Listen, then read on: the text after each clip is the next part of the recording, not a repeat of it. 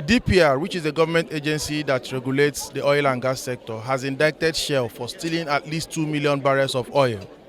But while that was going on, one of the companies, owners of the oil in question, now hired its own private investigators to actually conduct an audit.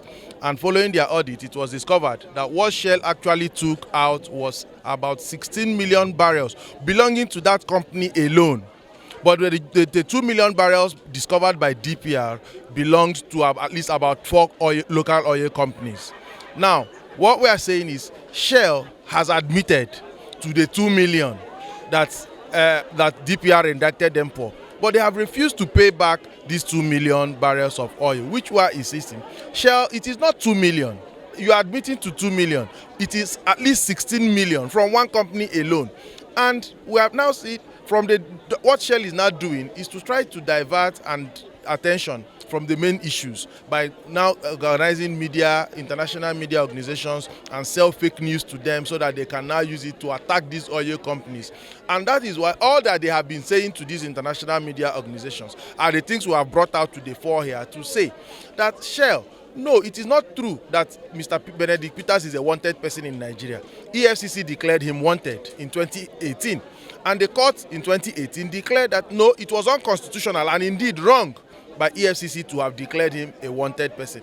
They also tell the international media organizations that Mr. Benedict Peters bribed Desiani Alison Madueke with buildings, properties in UK. It has also been discovered from court judgments that is not true, that there was an order for interim forfeiture of those properties. But when he now came, and you know that this order for interim forfeiture, you get it ex parte, that is, you get it without the court hearing the other person. But when he was heard, he proved that the properties belonged to him and they were still in his possession and he was paying all the bills on them. And the buildings are now his buildings and he is in occupation as we speak. So a lot of other issues Shell has raised just to smear the personalities of the management of ITO. And the thing is this, ITO has come to grow over time to be the people's company. When Nigerian football was at its lowest, it was ITO.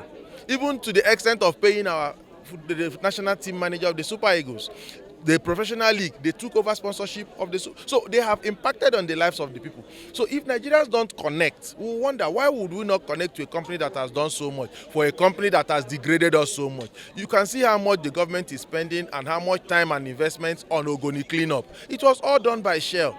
And yet, what Shell is doing is just to cross crises and to cut corners in all the businesses they do. We have shown also documents to prove that there is malfeasance on the side of Shell, because the NNPC figures, the difference NNPC records that gets to the terminal from the figures that were generated at the oil well, sometimes is about 10 million barrels in a year. So in 2016 it was 6 million barrels difference, stolen, unaccounted for. In 2017, it was 7.5 million. In 2018, it was 10 million. We've not gotten the facts of the data from NNPC and DPR until they publish for 2019 and 2020. But it is increasing. Shell is getting richer while Nigeria is getting poorer. President Muhammadu Buhari is borrowing money all over.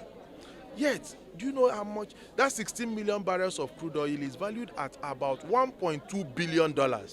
How much government can do with that amount? How much these companies can do with that amount? That is summary of what we're saying. So Shell must be made to be accountable for what they have done. Okay. By who? By the government. By the government. Federal government of Nigeria. What we are calling is to call attention. Even the media can put their searchlight on these issues and continue to. We are all the documents we have made available. The letters of indictment by DPR, the admission by Shell, and all other letters to show that truly this is existing.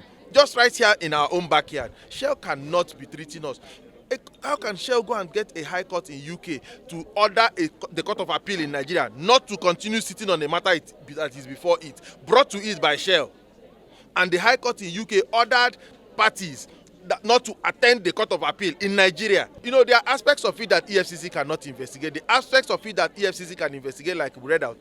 An organization that is also part of has forwarded that to the EFCC and have gone to court to seek order of mandamus from the court to compel EFCC and the Attorney General of the Federation to investigate and prosecute Shell for the stealing of our crude oil.